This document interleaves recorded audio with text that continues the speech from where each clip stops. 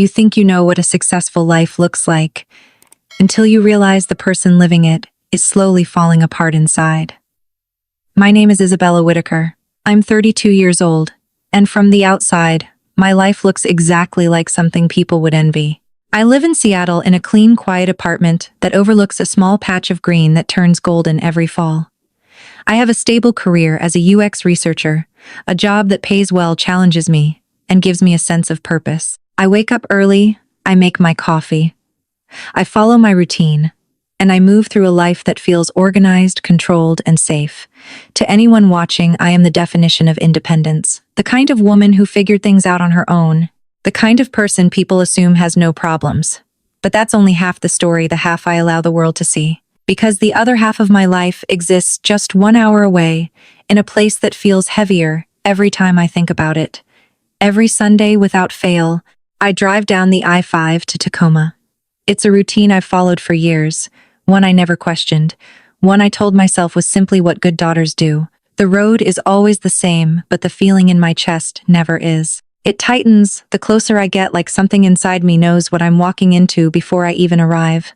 That house, the one I grew up in, the one filled with familiar smells and old memories, should feel like home, but it doesn't. Not anymore.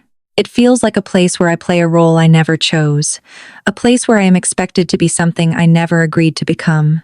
At that table every week, I am not just a daughter. I am not just a sister. I am something else entirely. Something unspoken. Something assumed. And the strange part is, no one ever asked me if I was okay with it. They never had to. Because I never said no. I built this version of myself slowly, quietly over time. The dependable one. The strong one. The one who always shows up. The one who fixes things. The one who never complains.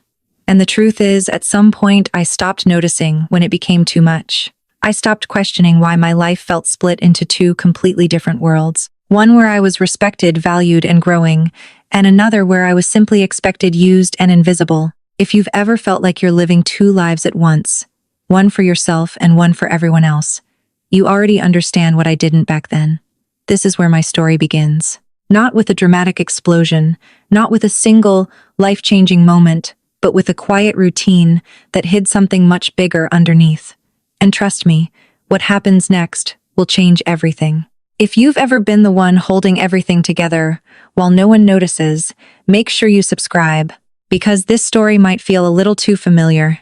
It didn't start with a scream. It didn't start with a fight. It started with a smile, the kind that looks harmless until you realize it's meant to hurt. That Sunday dinner felt like every other one I had shown up to for years. Same table, same chairs, same routine. I could perform with my eyes closed. The smell of roast chicken filled the air. My mother moving slowly between the kitchen and the table. My father settled into his usual seat, like nothing in the world could ever shake him. And Brooke, my younger sister, sitting there with her phone in hand, half present, half performing for an invisible audience online. I had brought the wine, of course. I always did. A small habit that had quietly become an expectation. No one asked me to bring it anymore. They just assumed I would. And I did. Because that's what I always did. I filled the gaps, before anyone even noticed they were there. Dinner began the way it always did, with small talk that wasn't really conversation. My mother talked about her health, her voice carrying that familiar tone that hovered somewhere between worry and performance. My father talked about plans, ideas, opportunities that were always just around the corner, but never quite arrived. Brooke talked about herself, her latest post, her followers, her frustrations about not being recognized enough. No one asked about me. Not really. I could have disappeared from that table, and the rhythm of the night would not have changed. I was there, but I wasn't seen. And then it happened. Brooke set her glass down slowly, that same soft smile spreading across her face, the one I had seen 100 times before, the one that meant something sharp was coming next. She lifted her eyes toward me, then briefly toward our parents, as if making sure she had an audience. "It's just so obvious," she said, her voice light, almost playful. "Where's your husband and kids?" She paused just long enough for the words to land. Then she added, "Oh, right." The silence that followed lasted less than a second, but it stretched longer than anything I had ever felt. And then came the laughter. Not loud, not explosive, just quiet, polite, controlled. My mother let out a soft chuckle. My father smirked without even trying to hide it. It was subtle. That's what made it worse. Because it meant this wasn't shocking. It wasn't unexpected. It was normal. I felt something inside me freeze. My hand stopped, halfway, as I held my fork, suspended in the air, like I had forgotten what I was doing. For a moment, I couldn't hear anything else. Not the clinking of plates. Not the low hum of voices. Just that one sentence echoing in my head, louder and louder each time. "Where's your husband and kids?" It wasn't just a joke. It wasn't just teasing. It was a verdict, a label, a way of reducing everything I had built into something that in their eyes meant nothing. 7 years. 7 years of showing up, of supporting, of sacrificing quietly in the background. And in that one moment, none of it existed. I wasn't the one who kept the lights on. I wasn't the one who made sure everything held together. I was just the woman who didn't have a husband, didn't have kids, didn't fit their definition of success. And the worst part wasn't Brooke's words. It was the reaction, the acceptance, the way no one stepped in to stop it. No one said, "That's enough." No one defended me. Because to them, this was just how things were. That was the moment something shifted. Not loudly, not dramatically, but deeply. Something inside me that had been bending for years suddenly stopped. If you've ever been the one people laugh at, while you're the one holding everything together, you know exactly what that moment feels like. And if you want to see what happens when someone finally stops accepting it, make sure you subscribe, because this is where everything begins to change. The truth didn't explode into the room that night. It didn't need to. It had been there all along, sitting quietly in the background, buried under years of routine, habit, and silence. The truth was simple, and that's what made it so easy to ignore. I wasn't just part of this family. I was the one holding it together. For 7 years, every bill, every emergency, every just this once, had somehow found its way back to me. Not because I was asked clearly, not because we ever sat down and agreed on it, but because it slowly became understood, expected, normal. And the worst part is, I let it happen. It didn't start big. It never does. It started with one moment, one decision that felt reasonable at the time. My father lost his job and I had just gotten promoted. I had money for the first time in my life, real money, the kind that made me feel like I could finally breathe. And when my mother told me they were behind on the mortgage, when I saw the fear in her eyes and the silence in my father's, I didn't hesitate. I said I would help. That word help felt temporary. It felt controlled. It felt like something with an end. But help has a way of stretching when no one defines its limits. One payment became two. Two became a pattern. The pattern became a system. And before I realized it, I wasn't helping anymore, I was responsible. The mortgage got covered. Then the utilities. Then the medical bills. Then the small things that didn't feel small anymore. Gas, groceries, phone bills, rent, my sister's emergencies, my father's business investments, my mother's treatments. Each one came with a reason. Each one made sense on its own. But together, they built something I never agreed to carry. I told myself it was love. I told myself this is what family does. You show up. You support. You don't keep score. But the truth is, even when you don't keep score, the numbers still exist. And they add up whether you're paying attention or not. And somewhere along the way, something shifted, not in them, but in me. I stopped noticing the imbalance. I stopped asking why I was the only one giving. I stopped expecting anything in return. It became easier to just keep going than to stop and question it. Because questioning it would mean facing something I wasn't ready to admit, that I wasn't being appreciated. I was being used, not in a loud, obvious way, not in a way that made anyone look like a villain. It was quieter than that. It was built on assumptions, on patterns, on the idea that I would always say yes. And the truth is, they weren't wrong. I always did. I said yes when I was tired. I said yes when I couldn't afford it. I said yes when it meant putting my own life on hold. Because saying no would have meant changing everything. And at the time, I didn't think I was strong enough for that. So I kept going. Week after week. Payment after payment. quietly, consistently, invisibly. Until one day I realized something I couldn't unsee. I wasn't supporting my family. I was replacing their responsibility. I wasn't helping them stand. I was making it possible for them to never have to. And once you see that truth, once it becomes clear in your mind, you can't go back to pretending everything is fine. If you've ever been in a situation where your help slowly became an expectation, you know how hard it is to recognize that line. And if you want to see what happens when that line finally gets crossed, stick around and subscribe, because this is where the real shift begins. If you only saw my life from the outside, you'd probably think I had everything figured out. That was the strange part. During the week, I was someone completely different. I woke up in my quiet Seattle apartment, sunlight coming through the window, everything clean, organized, predictable. I made my coffee, checked my emails, and stepped into a world where I was respected. At work, people listened when I spoke. My opinions mattered. My ideas turned into real changes that helped people. I wasn't invisible there. I wasn't an afterthought. I was someone with value. And for a few hours each day, I could almost believe that was the only version of my life that existed. I had coworkers who asked how I was doing and actually waited for the answer. I had friends who invited me out to dinner, who laughed with me, who treated me like I was part of something equal. I had routines that felt like they belonged to me. Yoga classes twice a week, walks through the city, small conversations that didn't come with expectations attached. It was calm, it was balanced, it was mine. But then there was the other half, the part no one in Seattle ever saw, the part that didn't fit into neat conversations or casual check-ins. Every Sunday, like clockwork, I left that version of myself behind. The drive down to Tacoma wasn't just a change in location, it felt like stepping into a different identity. The closer I got, the more I could feel that shift happening.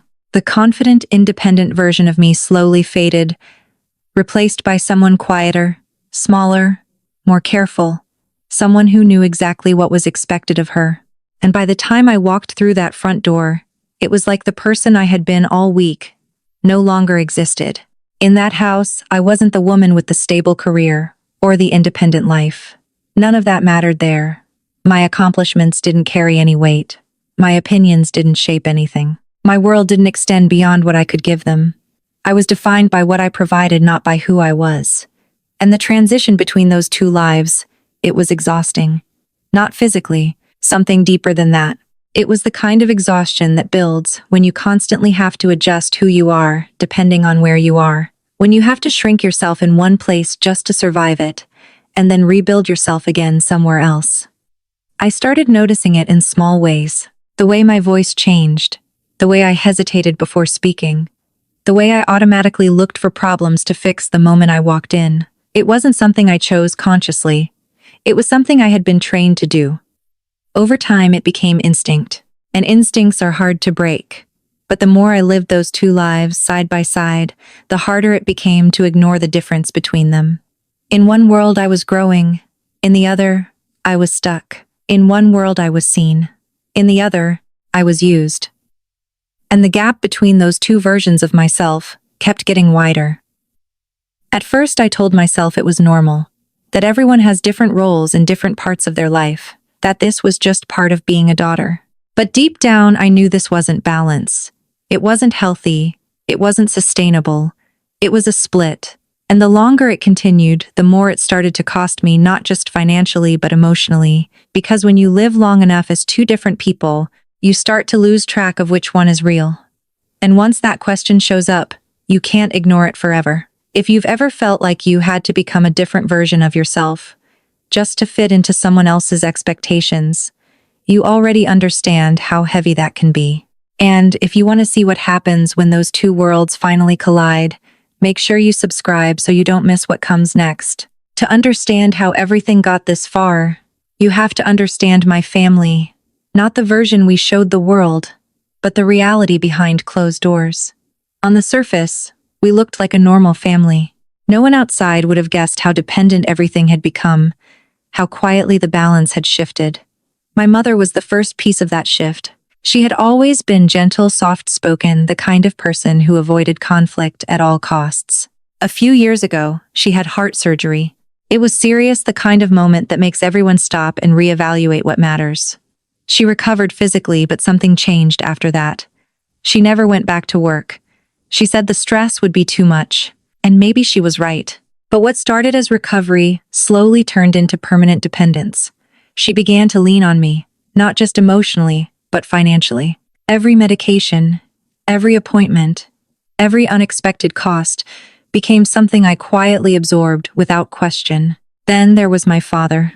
Before he lost his job, he had always been the one in control. Or at least that's how he saw himself. He worked in sales for decades, and when he was laid off, it hit him harder than he ever admitted. He didn't process it like most people would. He didn't look for another job in the same way. Instead, he told everyone he was going to start his own business. He called himself a consultant. He printed business cards. He talked about opportunities and connections. But behind all of that, nothing ever really materialized. The calls didn't come. The deals didn't happen. And slowly, quietly, his plans became something we all pretended were real. Except they weren't. And while he held on to that image, the financial reality shifted onto me. But the most complicated part of all of this was Brooke. My younger sister had never experienced the same expectations I had. Where I was told to be responsible, she was encouraged to be expressive. Where I was taught to be practical, she was allowed to chase whatever felt exciting in the moment. She dropped out of college saying it wasn't right for her. She wanted something creative, something bigger. She decided she would become a fashion influencer. At first, it sounded like a phase, something temporary. But it didn't pass. It became her identity. She spent her time taking photos, posting content, talking about followers and engagement, like it was already a full career. And the truth is, she believed it would work. Maybe someday it might have. But in the meantime, she had no stable income, no backup plan, and no real sense of urgency to change that, because she didn't have to. There was always a safety net, and that safety net was me. Every new opportunity she chased came with a cost. Clothes, events, equipment rent. And every time something went wrong, every time she needed help, just this, once I was there. Not because I agreed with her choices, but because I didn't know how to say no, without feeling like I was tearing the family apart. That's the part people don't talk about. It's not just about money, it's about the roles you're assigned without realizing it. My mother became the one who needed care. My father became the one chasing something that never arrived. Brooke became the one who could always rely on someone else. And I became the one who made all of that possible. Not because I wanted to control anything, but because if I didn't step in, everything felt like it would fall apart.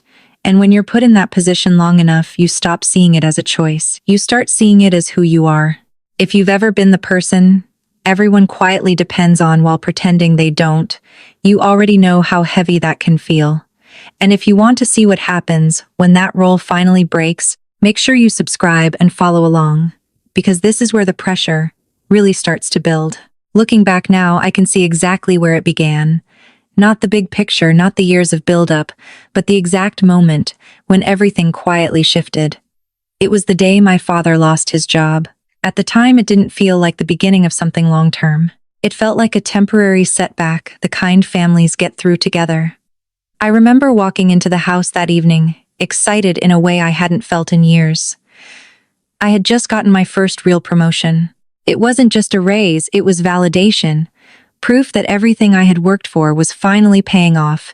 I thought that night was going to be about celebrating, about sharing good news, about feeling seen. But the second I stepped inside, I knew something was wrong. The energy in the room felt heavy, like the air itself had slowed down. My mom was sitting at the table, her hands twisting together in that nervous way she had when she didn't know what to say. My dad was in his chair, staring at the TV, but it wasn't even on.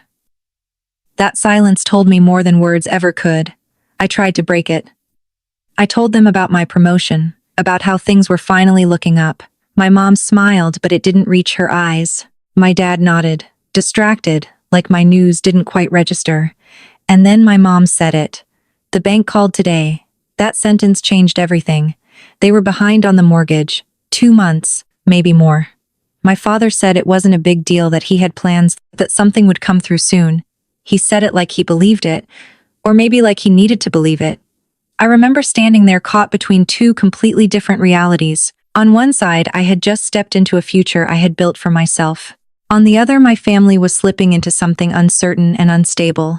And in that moment, the choice felt obvious. I didn't weigh it. I didn't question it. I said, I'll help.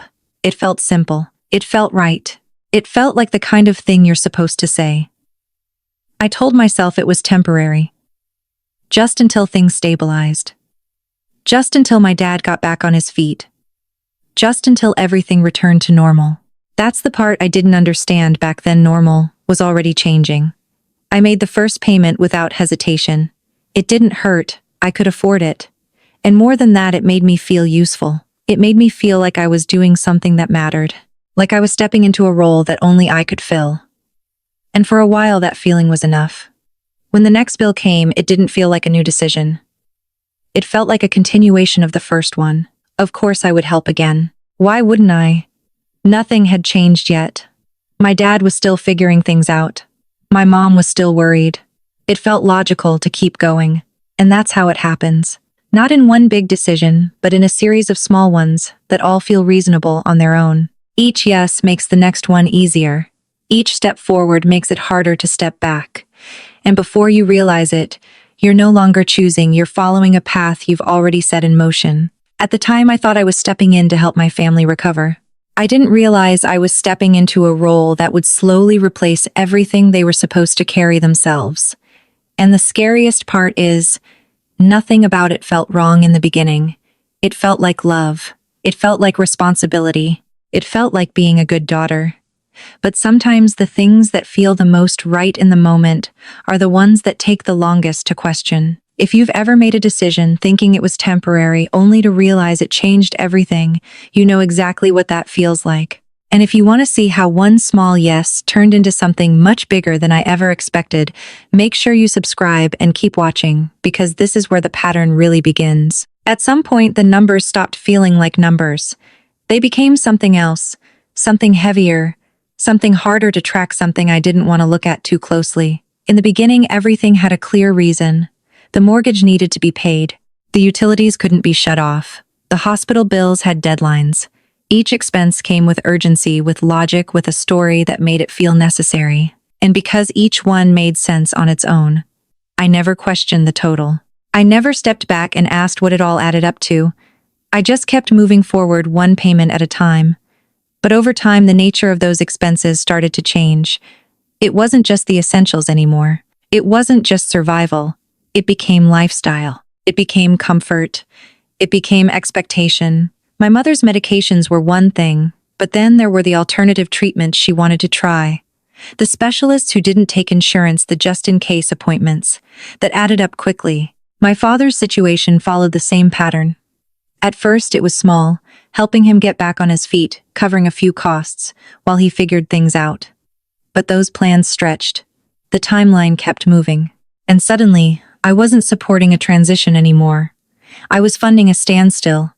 The business he talked about needed a website, so I paid for it. It needed networking, so I covered that too. There were always new reasons, always new justifications, always something that sounded like progress, but never quite turned into anything real. And then there was Brooke. If my parents' needs felt gradual, hers felt constant. It was always something. A broken car, a late rent payment, a new opportunity that required investment, a new outfit for an event that might lead to something bigger. Every request came wrapped in urgency, in potential, in the promise that this could be the moment everything changed for her. And every time I said yes, because what if it was what? What if this one thing actually worked? What if saying no was the moment I held her back?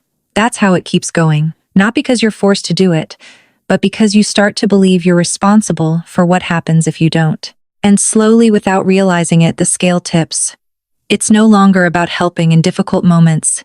It becomes the system that supports everything. I didn't notice when I stopped saving for myself. I didn't notice when my own plans started getting delayed, then postponed, then quietly forgotten. Trips I wanted to take, goals I had set. Things that once felt important slowly faded into the background. because there was always something more urgent somewhere else, always someone who needed something more than I did. And the hardest part wasn't the money. It was how normal it all started to feel, how quickly something overwhelming can become routine when it happens often enough. I stopped reacting. I stopped questioning. I stopped expecting anything to change. I just adjusted.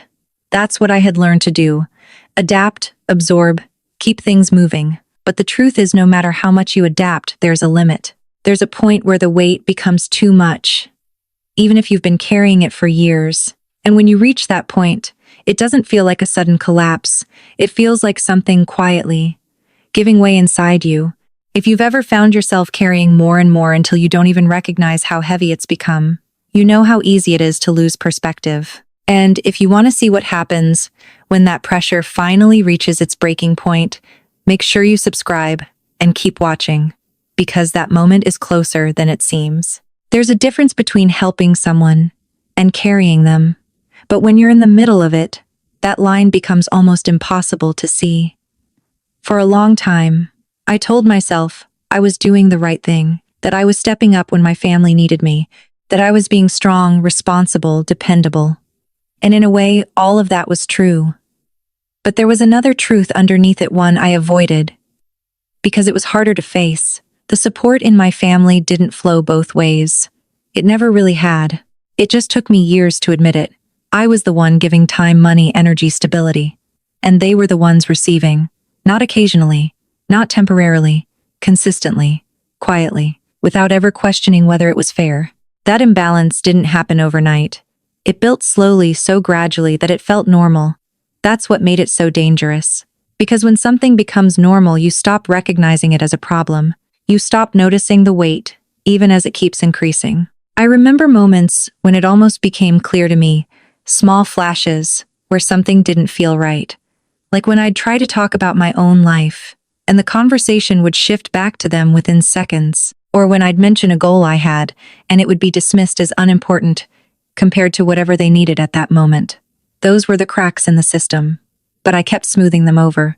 I kept telling myself I was overthinking it. That family doesn't keep score. That love isn't supposed to feel balanced. But here's the thing, no one tells you balance isn't about keeping score. It's about mutual care. It's about both sides showing up even in different ways.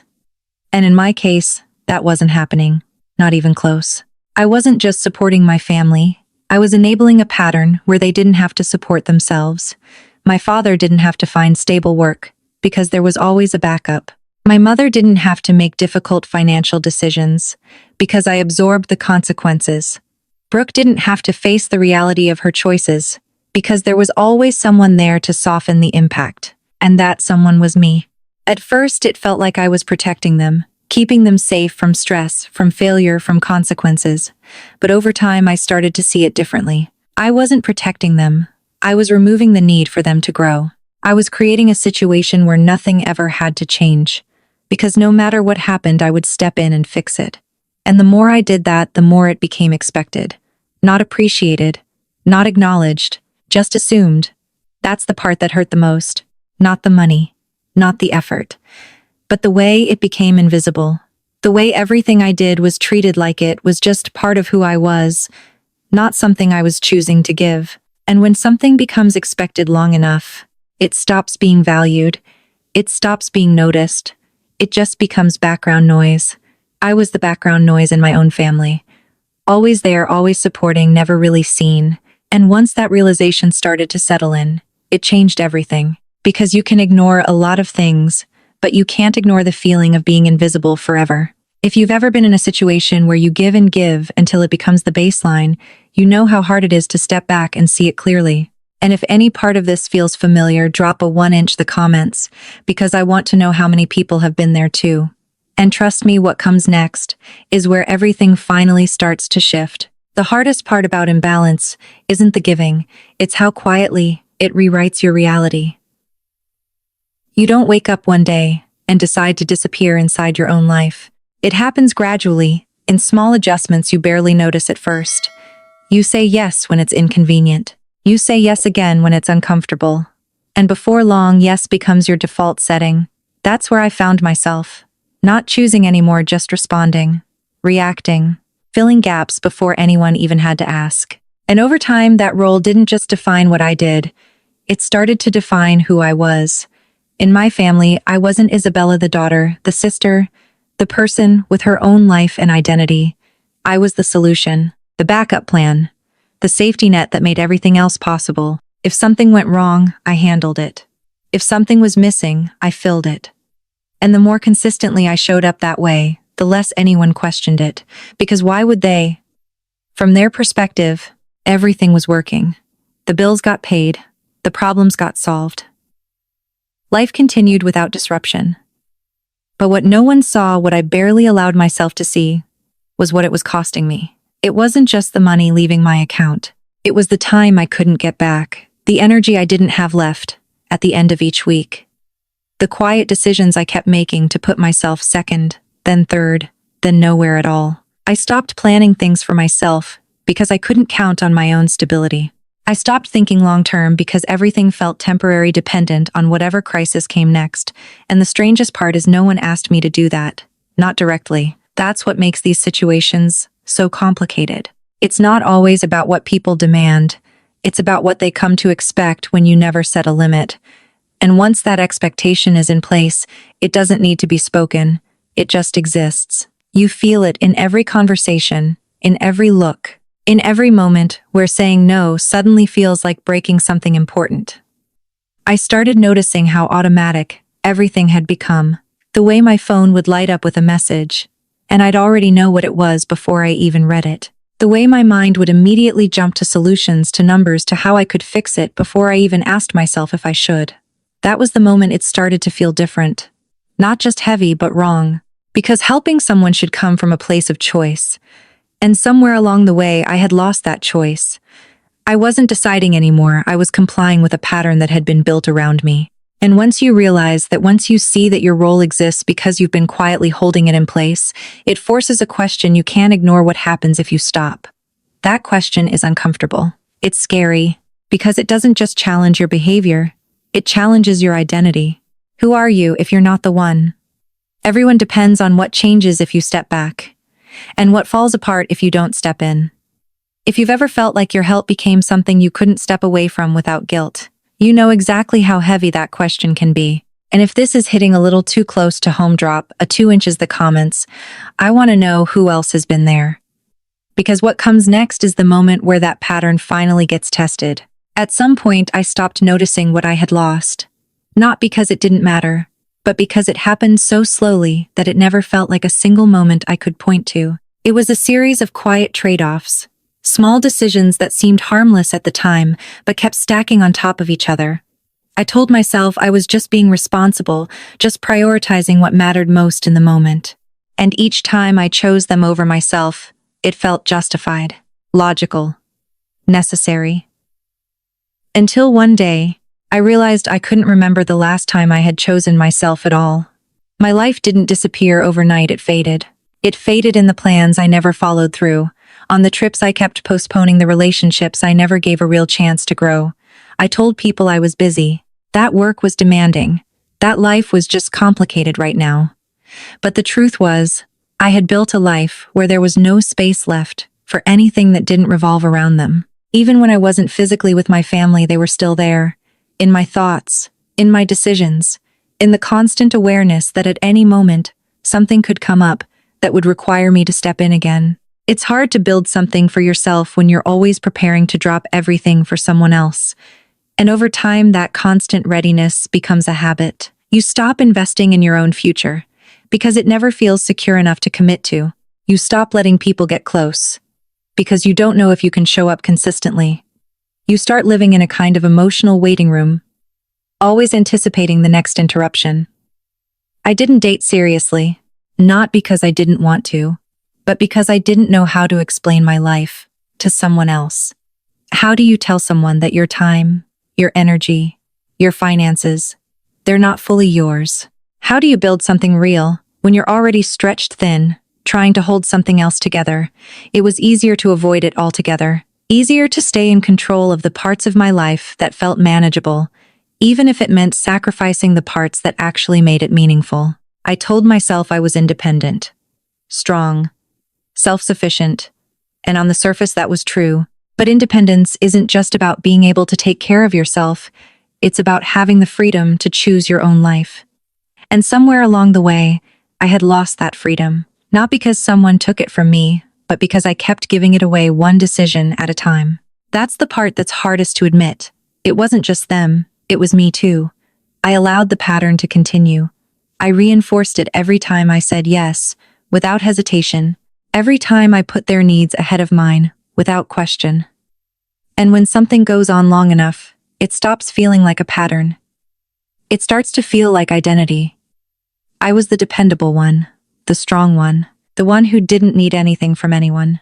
And because I played that role so well, no one ever thought to ask if it was costing me something. But it was. It was costing me my time, my energy, my relationships, my sense of self. And the scariest part is, I didn't fully realize it until there was almost nothing left of the life I had originally imagined for myself. If you've ever looked up one day and wondered how you ended up living a life that doesn't quite feel like yours, you know how unsettling that realization can be. And if any part of this feels familiar, drop a 3 inches the comments. I want to know who else has felt that shift. Because what comes next is the moment where I finally start to take something back. By the time I reached that point, the routine had become so predictable. It almost felt scripted. Every Sunday followed the same pattern, down to the smallest detail. I would leave Seattle in the late afternoon already feeling that familiar tension building in my chest before I even got on the road. The drive itself gave me too much time to think, to replay conversations, to anticipate what might come up this time. And no matter how many times I told myself it would be different, it never was. The moment I walked through that front door, everything fell into place, exactly the way it always had. My mother would greet me with a tired smile and a comment about how she wasn't feeling well. My father would mention something about work, some vague update that sounded promising but never led anywhere. And Brooke would barely look up from her phone, already half absorbed in her own world. I didn't need instructions. I knew my role. I would set my bag down, take a quick breath, and step into it without thinking. I'd check on my mom, ask about her medications, reassure her that I'd take care of whatever she needed. I'd listen to my dad talk about his plans, nod. In the right places, offer support without pushing too hard. And with Brooke, I'd try to keep things light even when I knew where the conversation was heading. It was a performance I had perfected over time. One that required me to stay calm, agreeable, and constantly attentive to what everyone else needed. Dinner itself was always the same dishes, the same conversations, the same subtle redirection whenever I tried to talk about my own life. If I mentioned work, it would quickly shift back to something more important in their world. If I brought up a personal goal, it would be brushed aside or quietly minimized. It wasn't intentional in an obvious way. It was just the dynamic we had fallen into. Their needs came first. Mine didn't really factor in. And after dinner, there was always more to do. Dishes to clean, small problems to solve, loose ends to tie up before I left. It wasn't asked of me directly, it was just understood. And I followed that understanding every single time. By the time I got back into my car to drive home, I felt drained in a way that was hard to explain. Not just tired, but empty. Like I had spent hours giving pieces of myself away without ever getting anything back to refill them. And yet week after week, I kept showing up, because that's what I had trained myself to do. That's what I believed was expected of me. That's what I thought being a good daughter meant. But routines like that don't stay invisible forever. Eventually something starts to break through. A thought you can't ignore. A feeling you can't push down. A moment where the repetition becomes impossible to overlook. And once you reach that point, the routine doesn't feel comforting anymore. It feels suffocating. If you've ever been stuck in a cycle that feels impossible to step out of, you know how powerful that kind of pattern can be. And if you want to see what happens when that routine finally gets disrupted, make sure you subscribe and keep watching, because the next moment changes everything. Realizations like that don't arrive all at once. They build quietly, piece by piece, until one day you can't ignore them anymore. For me, it wasn't a single moment. It was a pattern that slowly became impossible to deny. I started noticing the same cycle repeating over and over again, no matter how much I gave, no matter how much I tried to help. Every time I stepped in, things would stabilize for a while. The bills would be paid, the stress would go down, everything would feel under control again. And for a brief moment, I would tell myself, see, this is working. But that moment never lasted, because nothing actually changed underneath it. The problems didn't disappear, they just paused. And as soon as the next issue came up, everything reset back to the same place. The same requests, the same urgency, the same expectation that I would fix it again. That's when it started to click. I wasn't helping them move forward. I was keeping them exactly where they were. It's a hard thing to admit, especially when you've spent so long believing you're doing something good. But the truth was, I wasn't giving them a way out, I was giving them a way to stay the same. My father never had to fully face what losing his job meant, because I made sure the consequences never reached him completely. My mother never had to make difficult financial adjustments, because I absorbed the impact before it could affect her. And Brooke, she never had to question whether her choices were sustainable, because there was always someone there to catch her when things didn't work out. And that someone was me. I started to see the pattern clearly. Every time something went wrong, I stepped in. Every time I stepped in, the urgency disappeared. And because the urgency disappeared, nothing else changed. No one had to adapt. No one had to grow. No one had to take responsibility in a real, lasting way. And the more I thought about it, the harder it became to ignore what that meant. I wasn't the solution. I was part of the problem. Not because I intended to be, but because the role I had taken on made it possible for everything to continue exactly as it was. That realization is uncomfortable. It forces you to look at your own choices differently. It forces you to question whether what feels like support is actually preventing change. And once you see that you can't unsee it, I remember sitting in my apartment one night going over everything in my head, and for the first time I didn't feel proud of what I had done. I felt stuck, because if I kept going, nothing would ever change. But if I stopped, everything might. And that's the moment where everything starts to shift, not because something dramatic happens, but because your perspective changes. You stop seeing yourself as the person holding everything together, and you start seeing the cost of what that really means. If you've ever realized that your help might actually be keeping someone from changing, you know how difficult that is to accept. And if this hits close to home, drop a 4 inches the comments. I want to know who else has had that moment. Because what comes next is where that realization turns into action. When the moment finally came, it didn't feel dramatic. It felt inevitable. Like something that had been building for years had finally reached a point where it couldn't hold any longer. That Sunday, dinner started exactly the same as all the others, almost like the universe was giving me one last chance to pretend nothing had changed. Same table, same routine, same conversations circling around the same problems. My mother talked about her health, my father about his plans, Brooke about her latest frustrations. And I sat there listening, nodding, playing my part. But something inside me was different. I wasn't absorbing it the same way anymore. I wasn't automatically stepping into solution mode. For the first time, I was just observing, watching the pattern instead of participating in it. And once you step outside of something like that, even for a moment, you can't unsee it. Every word felt more obvious, every expectation more visible, every assumption clearer than it had ever been. It was like I had been living inside a script, and suddenly I was reading it from the outside. And then Brooke said it. The same tone, the same smile, the same casual cruelty, wrapped in something that sounded like a joke. "Where's your husband and kids?" It landed differently this time, not because the words were new, but because I was. I didn't feel embarrassed. I didn't feel hurt in the way I usually did. I felt clarity. Sharp, immediate, undeniable clarity. In that moment, everything connected. The years of giving, the imbalance, the pattern I had finally started to see. And for the first time, I didn't push it down. I didn't laugh it off. I didn't let it pass. I let the silence sit there. I let them wait. And then I said it, calmly, clearly, without raising my voice. "Where's your money, Brooke?" You could feel the shift in the room immediately. It wasn't loud, but it was powerful. Because that was the first time I had stepped out of my role completely. The first time I had said something that didn't support the system we had built. Brooke's expression changed instantly, confusion first, then defensiveness. My parents looked at me like they didn't quite understand what was happening. And that's the thing about patterns, they only work as long as everyone follows them. The moment one person stops, everything starts to feel unstable. I didn't stop there. I said what had been sitting inside me for years. I've been supporting all of you. No anger, no yelling, just the truth. And the truth doesn't need volume to be heard.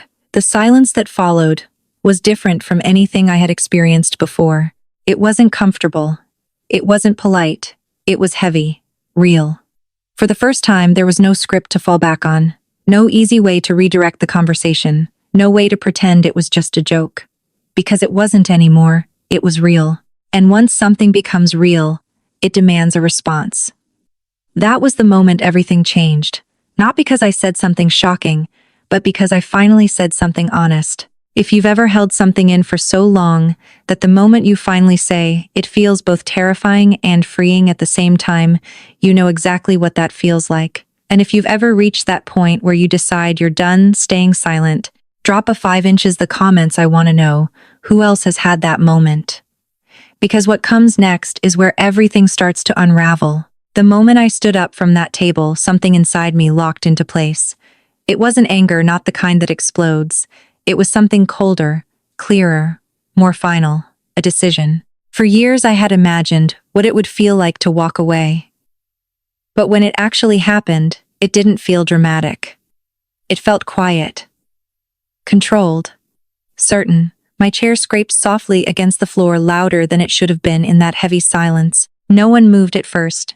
It was like they were waiting for me to sit back down, to apologize, to fall back into the role I had always played. But I didn't. I picked up my bag, my movements steady, deliberate. I'm done, I said, and I meant it in every sense of the word. Not just done with the conversation, not just done with that night.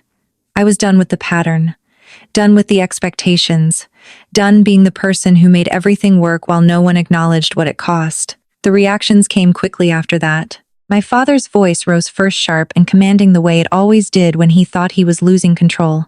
You don't get to walk away like this. But for the first time, those words didn't land the way they used to. They didn't pull me back.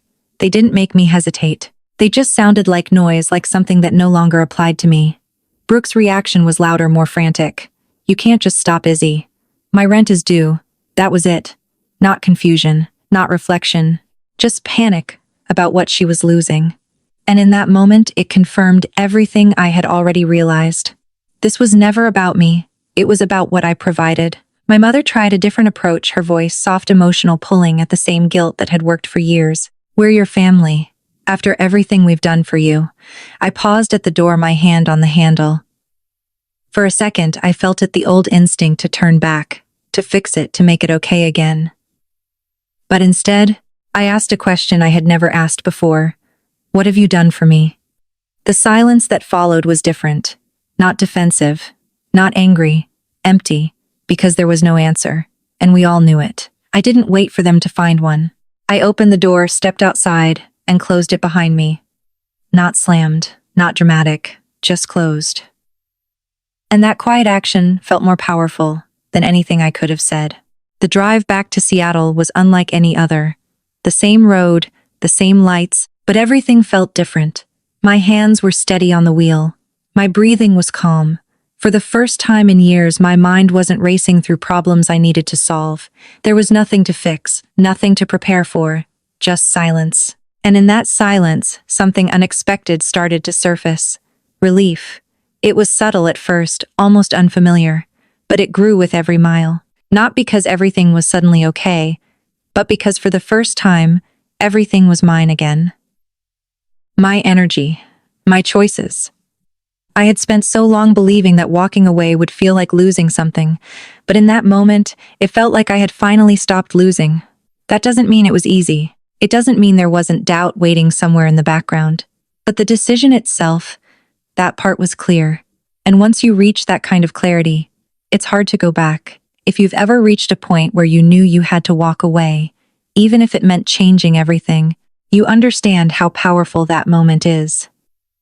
And if you want to see what happens next when the consequences start to unfold, make sure you like and subscribe, because this is where everything truly shifts. The silence didn't last long. I knew it wouldn't. Walking away felt final, but it didn't erase everything that had been built over years. It just triggered the fallout. It started the next morning. My phone lit up before I even got out of bed. Messages, missed calls, notifications stacked one after another like something urgent was happening, because for them it was. The first message was from my mother.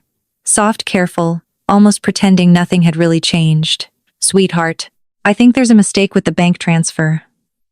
A mistake. That word stood out to me.